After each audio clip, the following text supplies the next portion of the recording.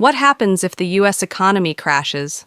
No paychecks, no jobs, prices out of control, banks freezing your access to money, services falling apart, everything people rely on, suddenly unstable.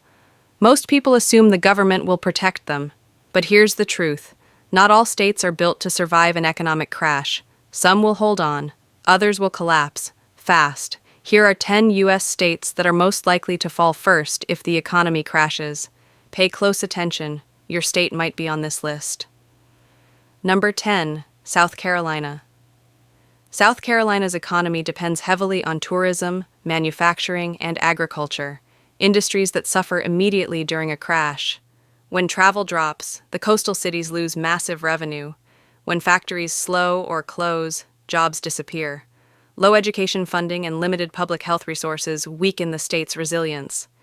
Even small economic shocks create lasting damage here, and a full crash could overwhelm local support systems. Number 9. Mississippi. Mississippi ranks near the bottom in income, healthcare, education, and infrastructure. It already struggles during normal times. The state's economy relies heavily on federal aid and low-wage sectors that disappear quickly during a crisis. With few high-paying industries and a shrinking workforce, the state has almost no economic insulation. A serious downturn would devastate public services, health systems, and job markets across the board. Number 8. Nevada. Nevada relies on one thing: tourism. When people cut back spending, Las Vegas, Reno, and smaller towns across the state feel the impact instantly. Hotels, casinos, and entertainment venues depend on travel and disposable income, which vanishes during economic crashes. Nevada also experienced one of the worst housing collapses in 2008. That vulnerability still exists today.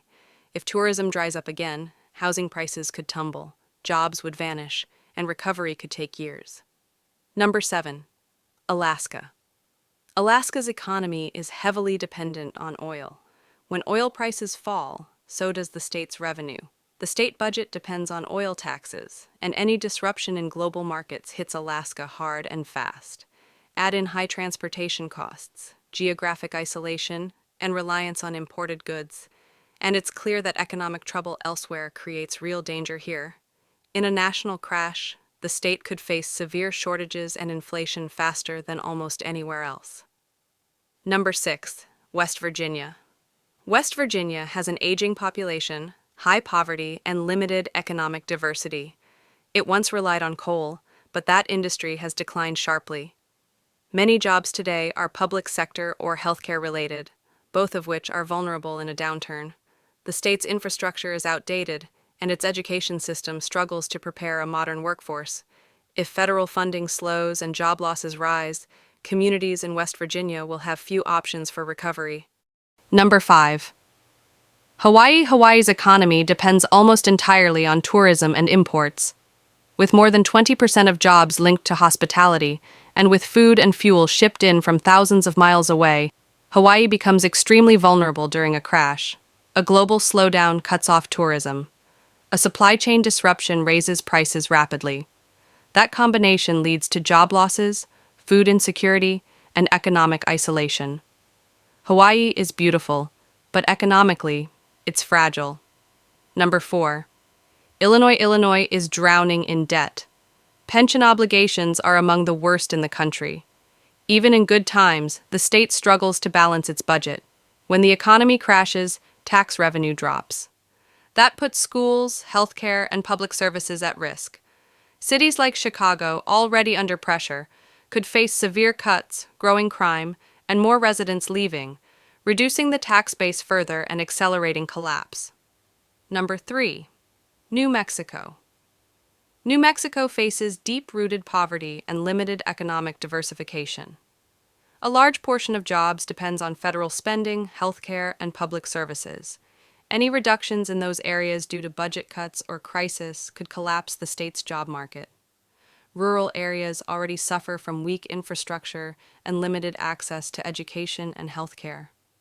An economic crash could make those gaps impossible to bridge, leading to long-term instability and rising outmigration. Number 2. California's economy is massive, but also deeply unbalanced. Housing prices are unaffordable for much of the population. Tech and entertainment dominate the job market, and both industries are highly sensitive to downturns. When tech companies cut jobs and scale back operations, ripple effects hit construction, real estate, restaurants, and small businesses. The state also carries massive budget commitments and social programs that depend on consistent revenue. Without that revenue, California could face budget shortfalls, service cuts, and an even more severe housing crisis. Number 1. New York. New York is economically powerful, but dangerously overleveraged. Finance, real estate, tourism, and retail dominate the city's economy, and all are exposed in a downturn. A financial crisis hits Wall Street and trickles down to the entire state. Layoffs follow, tax revenue falls, transit systems, schools, and public housing suffer, small businesses close, homelessness rises. New York City also faces high debt, aging infrastructure, and rising costs of living. In a major economic crash, the city could be overwhelmed, and recovery could take a decade or more.